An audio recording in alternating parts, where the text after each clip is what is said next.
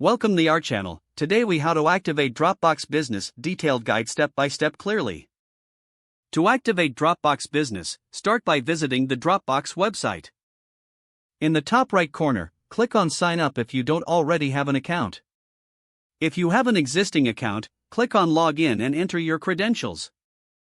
Once logged in, navigate to the admin console found in the upper right corner. Click on Team from the options on the left sidebar. Then, select Get Started to proceed with setting up Dropbox Business. Choose the plan that best fits your team's needs. After selecting a plan, enter your payment information. Review and confirm your order details before finalizing your purchase. Once confirmed, you will be redirected to the Dropbox Business dashboard. Next, invite team members by clicking on Invite Members. Enter their email addresses and customize the message if needed. Send out the invitations by clicking on Send Invites. Your team members will receive an email to join Dropbox. They must accept the invitation and create or log into their Dropbox accounts. Once everyone has joined, you can begin organizing team files. Create shared folders to facilitate collaboration between team members. Adjust folder permissions based on your team's needs for privacy and access.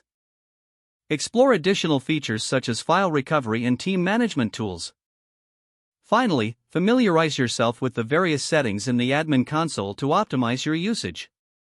Congratulations, you have successfully activated Dropbox Business for your team. If the page does not load, refresh the browser or try again in a private or incognito window. Make sure you are using the correct email address, then retype it carefully to avoid small typos. If your password is not accepted, use the reset option and create a new strong password you can remember. Check your spam folder for verification or security emails, then complete any requested confirmation steps. Enable two-factor authentication if available to improve account security and reduce unauthorized access risk.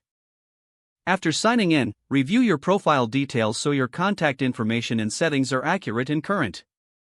If you see an error message, note it down and try again after restarting your device and internet connection. Log out when you finish, especially on shared devices, to keep your account and payment information secure. If the page does not load, refresh the browser or try again in a private or incognito window.